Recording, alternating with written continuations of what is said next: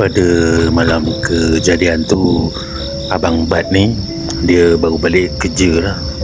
Dia balik agak lewat lah pada hari tu sebab dia kena buat OT. Budak tak cukup kan, staff.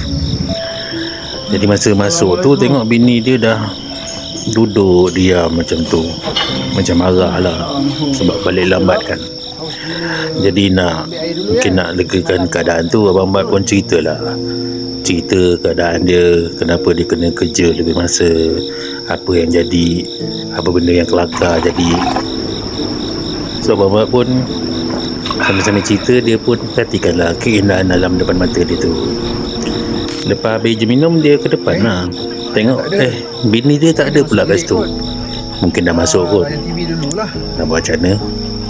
Kalau nak pujuk pun mungkin belum tentu lagi dapat kan.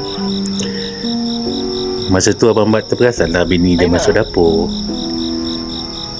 Buatkanlah saya Maggi ke roti pun jadi sebab dia lapar, dia minta lah bini dia tolong masakkan untuk dia.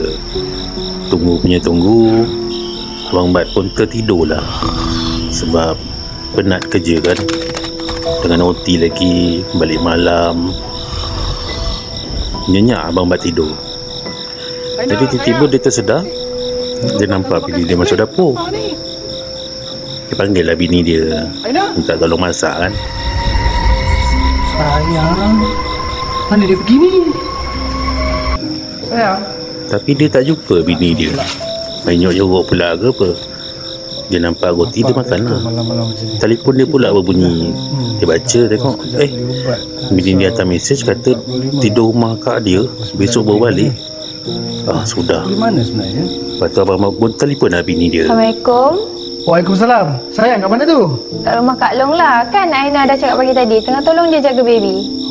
Betul lah abang saja tanya. Sebenarnya Abang Bat ni terlupa. Jadi kalau bini dia kat sana, siapa yang dia nampak dekat rumah tadi tu? Assalamualaikum. Tiba-tiba benda yang macam bini dia tu boleh pula menyapa Abang Bat ni. Tak cukup tanah Abang Bat lagi, terus dia keluar tidur rumah kakak dia. Siapa yang berani kan nak tidur kat rumah tu? Dah tahu apa benda tu tadi kan.